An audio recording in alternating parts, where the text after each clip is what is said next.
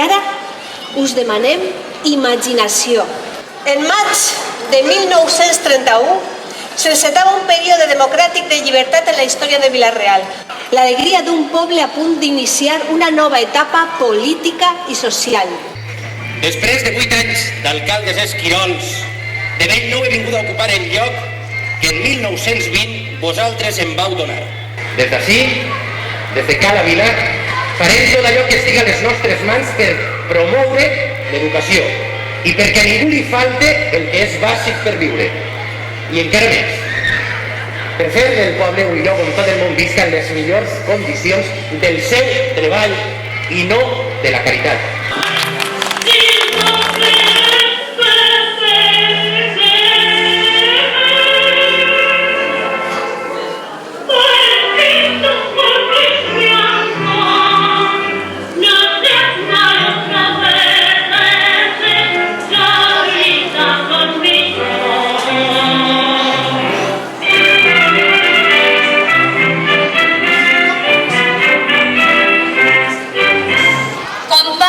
Companys, no oblidem mai la memòria.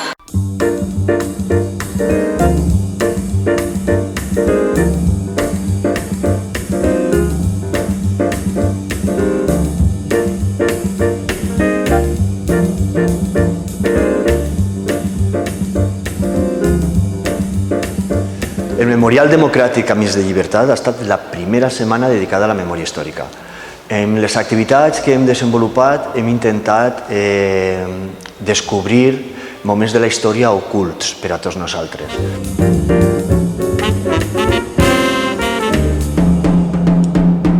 També una iniciativa per entendre d'on venim i per d'alguna manera saber qui som i cap a on anem, cap a on volem anar. Per aconseguir això hem proposat diferents activitats. La primera va estar una obra de teatre i dansa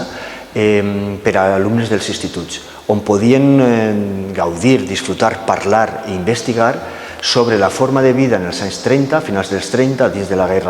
emmarcats dins de la guerra en un bombardeig en València, després el que va passar la vesprada del 23F, que és una altra generació, i després com afronten les generacions d'avui en dia les vagues generals, a partir d'una dona vivint aquest moment en València dins d'un bar.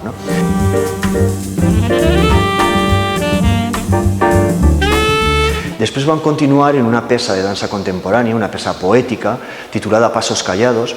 en la que l'artista planteja una reflexió sobre la pèrdua i l'olvido de les persones desaparegudes en les fosses comuns.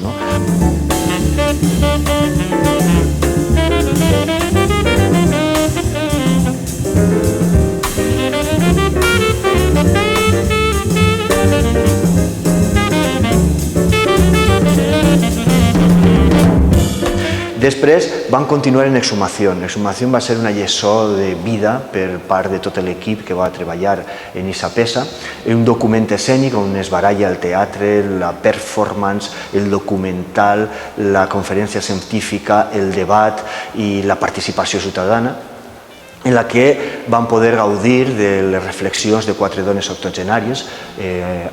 activistes sobre la memòria històrica, però també protagonistes per ser testigs en primera persona de desapareguts, tant de pares com de germans.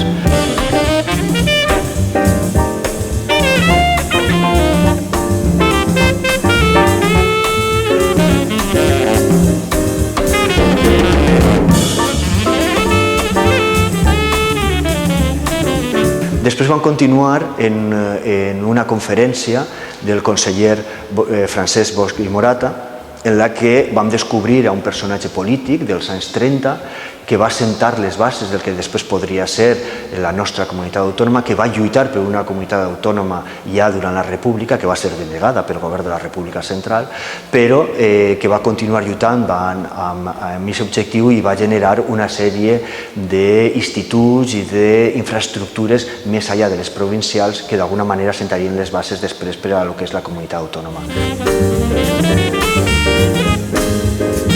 van continuar en les petjades del 31 Dies d'Esperança, que ha estat un treball científic desenvolupat per Sonia Alejo, en el que ha treballat sobre la història i l'ha teatralitzat, amb col·laboració amb Vicent Tussó, que va desenvolupar, va reorganitzar i reescriure el discurs que va fer l'alcalde.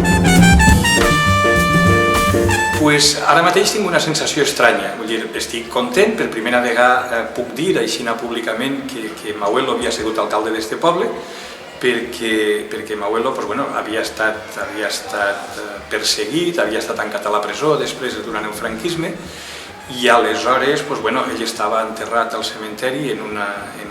làpida anònima, sense nom, fins al 1987, i després de tants anys jo estic content per la part que em toca de poder dir que efectivament, que jo sóc el net de Mauelo, que això no vol dir que jo siga ni republicà ni deixi de ser-ho ni res, simplement que ell va ser l'alcalde, és Mauelo, jo sóc el net, i ara mateix estic públicament content de ser el net d'aquell home que durant molts anys simplement en casa era l'abuelo Manauelet, però no podies nomenar res més, a banda d'alcalde ja de fuster.